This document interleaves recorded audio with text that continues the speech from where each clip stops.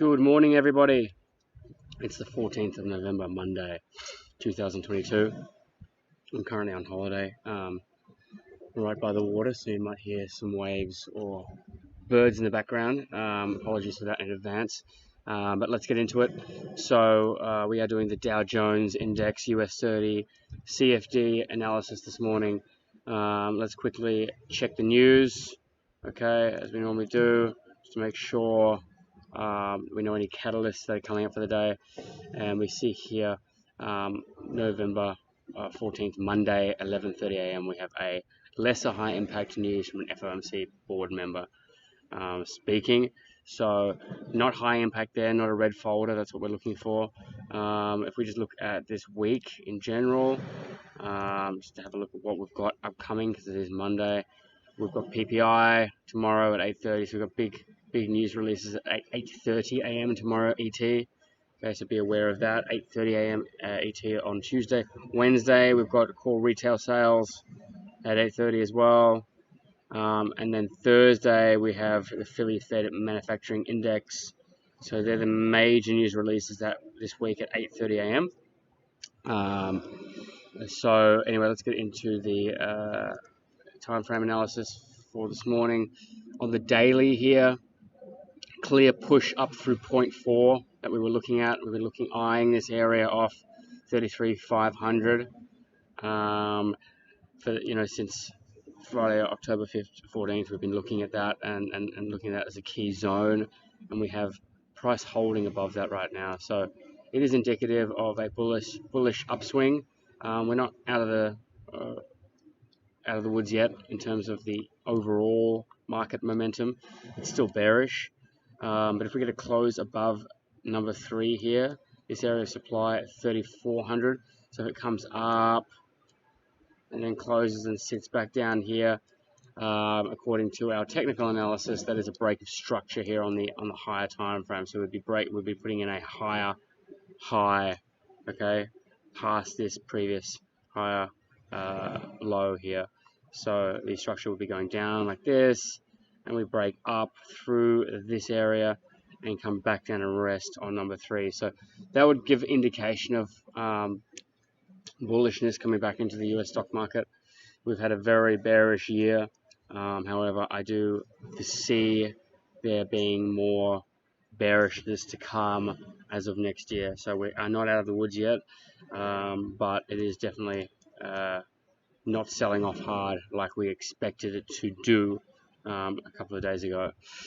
So with that being said, we look now at the 4-hour, just for a quick view of the 4-hour. I haven't done any previous analysis here. I'm just going live to show you guys how I think as we go and read this. It's not magic, it's just predicting where the gameplay will go using the supply and resistance zones. It's very simple, really. It's just about being patient and trusting the zones where the orders are. So right now we still have the supply zone here. That was our 33,500 supply resistance target that's been smashed through. Okay, I'm leaving that up to show it, because if you look at the previous analysis in a linear fashion, then you'll see that this was our major target here with our overhead sliding resistance level for the past 3 weeks, really, since we've had the kick out of the double bottom here on the 10th of November. We've been climbing towards this area, and the other day with our inflation report, we shot straight through that, made quick work of this resistance target and the supply zone, chewed all the orders through. There was nothing there sitting at the ceiling. You know, the floor was an open hole, and so price shot up through that. And now our next target here is 34,300-ish. Okay, I'll just put that in now. 34,300 on the 4-hour. Okay, ish, 33,400. You know, and if we want to use round numbers, we can just put in 34,500, just so we keep everything consistent, which is around this level here. Yeah, 34,500. We can extend this area of supply out a little bit. I'm not too finicky about my supply zones. This is just the general area that we're going to next. Okay, why is that? Because we have our previous high on our supply zone here, which is back on the 16th of August 2022. That was 0.3 on the daily chart. Okay, 0.3 here. This area that we're looking at here is that area on the 4-hour chart. So 0.3 is there, 0.4 was here, it was smashed through, and now we're bullish. Flow of money is to the upside still. I wanted to see this sell off hard here to confirm the bearish condition that we've been seeing in the past year, but we haven't had that. We've had a very bullish push through the upside, which is exciting, really. It just shows us that we've got maybe some, I mean, it's still very high, and I expect some selling soon, but it's just change of behavior is always exciting for us to watch, especially because we watch this instrument so closely. We get a gauge on the entire economy by watching it. Okay, so 1 hour time frame here, the 1 hour time frame again, just so you guys see how this is working. I'm going to just zoom out here and put that overhead area of resistance in from the daily so that we keep in tune with that all the time. Okay, pull that down here. This looks like gibberish at the moment, but don't worry, because we're zoomed out. I just want to put this trend line. Sorry guys, I'm working from my laptop by the beach, which is what this is all about, right? But I don't have my screens or anything. Here we go. So down to the 1 hour, and we can see on the 1 hour now, if we zoom back in, that this is that overhead supply resistance, sliding resistance level, which is our bearish 4-hour downtrend. This angled line here, that was 0.3. Again, we're looking at 0.3 on the 1 hour here. Okay, 0.3, same thing here, and then 0.4, right? 0.4, it's down here, that area there, which is 0.4 there. Okay, so we're just zooming in. It's okay, zoom in, zoom in, zoom in, and then we get a better look at what's happening on the ground. Okay, so the other thing is your higher time frame analysis, your bird's eye view of everything, your map. If I'm looking at where Sydney is from Perth, I'm going to look at this map here, and now I want to see where the suburbs are. Okay, where am I close in on the map?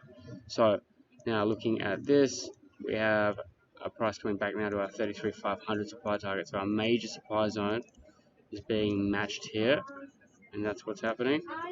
Okay, 33,500 just here is our major supply zone. Sorry, 32,500. I'm so sorry. 32,500 was down here. Let me just get this right. No, sorry. 33,500 there. So you could say that we could pull this up a little bit. See how things change on the lower time frames. I'm leaving all of this in because I want you guys to see exactly how I do this. Let's zoom out for a second. It's in a little bit. Up a little bit. Yeah, right to the tip there. Okay. Right. So that's 0.4. Okay. 33,500. That's what the major zone was that we were looking at. Okay, for the past 2, 3, 4 weeks has been the 33,500 supply target, and then we can see here the inflation reports and news is where we're the catalyst to push us through to our new levels. And what's happened here is that we had that inflation report on Thursday last week on the 10th, and it just shot up like a rocket. Again, crazy price action. Honestly, like that's why we don't have any trades on news. I did have a trade on up here. I had a trade up here that I'd forgotten about. Because I just didn't think it would shoot through there. So we all make mistakes. I wasn't pissed off with the trade at all. I got out of it for break even, but nevertheless, if you put any limit orders on around here during news, you blow your account. So stay out of the news beforehand. Okay, I'm going to keep repeating that every single day until every single one of you do it. It is the rule that we do. It is the number one rule. We are not news traders. We stay out. We avoid news like the plague. And we stay out of news. So there is an perfect example of reason why you need to make sure your trades are off before a news release. Whether you need to check your Forex factory calendar like your Bible, and it is not hard. It is really not that difficult. Okay, it's like if you were going to go, I don't know, drive your car somewhere and you had, let's say you're flying a plane. Okay, look, you're kind of learning to do that. You got to check your instruments beforehand, and if the wheels aren't are locked in the position down and they're not going to be able to be retracted or something, you wouldn't take off. So hopefully that's a good enough analogy, but you want to be aware of everything that's occurring so that you're in flow with this. And that's what's so difficult for everybody to trade, is because they don't have this strict methodology that they do every single day. Okay, it's like if you went to the gym and you wanted to get a six-pack or something, you'd have to eat the foods at a certain time, you'd have to fast, you'd have to do all these things that are relatively easy once you put them into habit. It's just starting off and keeping that consistency. So please look at your news beforehand. It's 8:30 a.m. and on the 1 hour, that would blow any account that we have. Even if we with our risk rules, with our position sizing, unfortunately, it's days like that will blow out, and it's not going to happen unless it's news. And if it happens, if it isn't news, from some black swan event, so be it. Like, it is what it is. That's the risk we play with this game, and that's why we don't trade our own money. But 99% of the time, you're going to make money consistently if you stay out of the news. So, with that being said, that was the news there on Thursday, the 10th.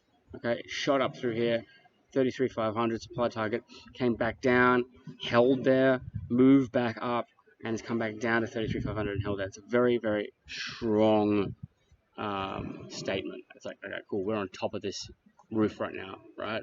We've jumped up the top, we're staying on top of this 33,500 roof, this sliding support, we're on top of 0.4, we've come out the top here, we're on top of this area, we're staying put, okay, and that's bullish. Now, for me, these areas are interesting mentally because we're very high, okay, so buying could collapse at any time, but we're also very bullish. It's like it's pushing to the upside. So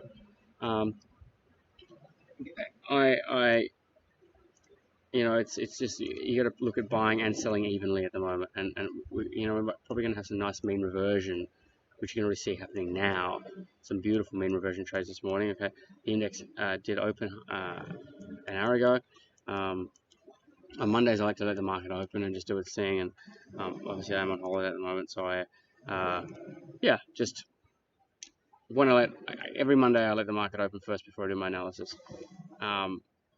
But here we have beautiful mean reversion traders come in.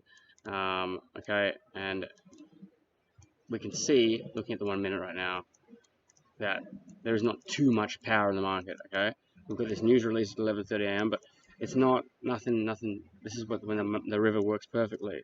Okay, so what have we got? We have our areas down here. Where is our area of demand? A major area of demand is here. Okay, but look, the price action at the moment, price is not coming back to these lower areas of demand. It's putting in new highs all the time. So the next area of demand is here, right, like this at the moment. That's it. That's the area of demand. Price is going to come up, come back to that area. Now, that's where I'm looking for longs. You'll get one. This is a key point of learning here. I want you guys to understand what I'm saying, because this is the difference between really feeling this game and understanding it compared to just put them there and the work. I want you to teach you how to think in this scenario. Price is going to come up here, okay, and hypothetically probably either going to go here and just keep grinding up for the rest of the day because we're on a strong uptrend.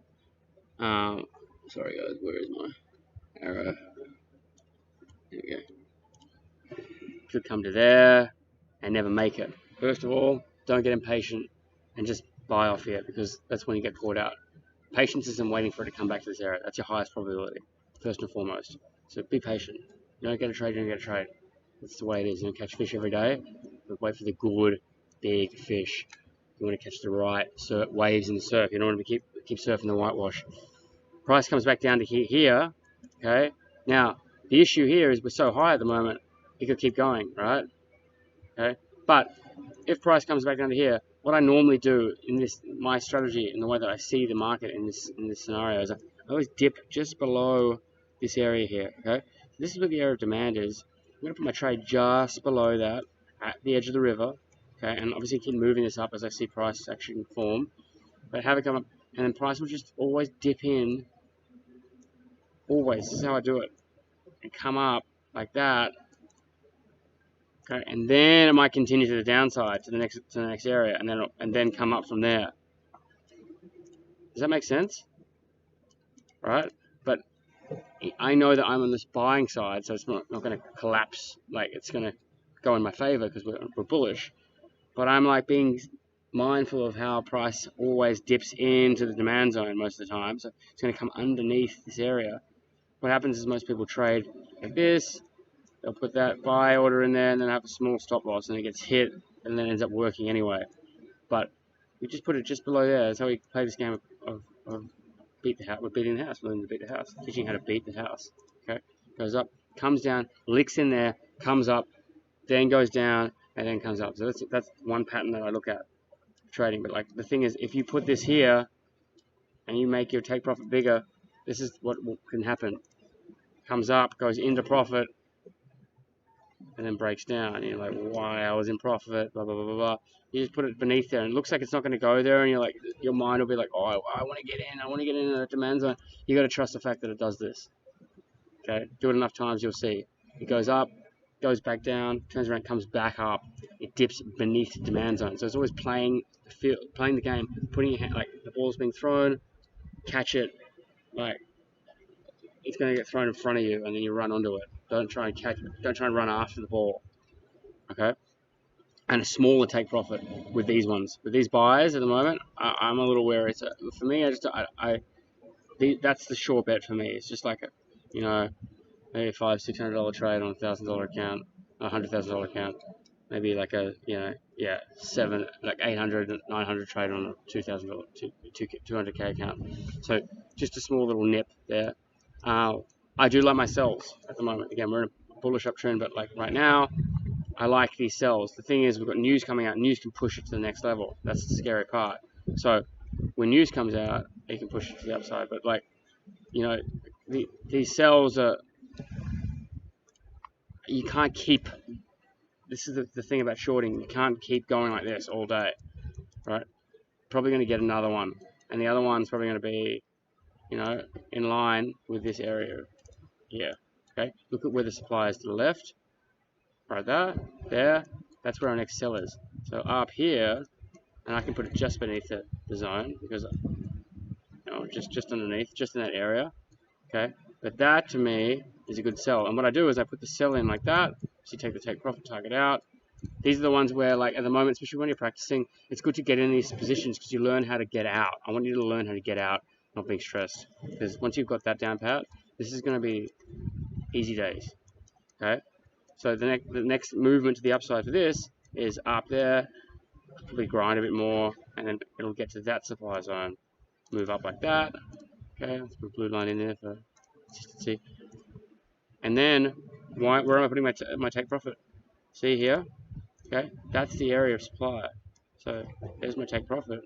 If I put my take profit here, I need price to come all the way down through this area here of previous supply or demand. My safe bet is to just put my take profit in that little batch there because we know it's going to come back down there. The price action is going to work for this. It's going to come up, come back down to this area, okay, and then kick out to the upside. So that's how it works. So that's how I want you to size your trades, positions, and take profits in those areas. I hope that makes sense. We'll go over it more clearly, and I'm updating the course right now to reflect this. But that's how I'm trading, very meticulously, and it's just being a little bit patient, waiting for those areas in front that are going to hit. We're looking in front of the gameplay. Okay, so that's Monday, 14th of November. We've got news coming out in half an hour. Not much price action. It's Monday. Just letting it do its thing. You never know what's going to happen. It could just start calming down the mountain after lunch. Be aware, okay? If you've got a buy trade here, always just have an eye on what's happening. I would have your alert out of the money here, just down here at the next demand zone. Okay? Have your alert there. And in the off chance that this doesn't close, if that alert gets hit, most likely this thing is closed. But if it hasn't, you can get into emergency protocol and get out. Okay? Remember, over time, as long as you keep doing the system correctly, you make good money. Add alert here, the other one for me at the top, put it up a little bit. Okay, again, I don't want to see that I don't want to see this unless it's shot up here. Like, this isn't the right spot. So I'm going to be super unlucky if it goes like this. Right? And then comes back down here. This is the worst case scenario. It does that. This is still open. It comes back down here. I get it for negative 1k or whatever. Okay, worst case scenario. But then the alert's going to be hit off. Most likely, it's just going to grind up and do this grinding action like this. Okay, so it'll make sense. But yeah, this is how we do it. Thank you guys. Have a beautiful Monday. I'll see you guys tomorrow. Cheers.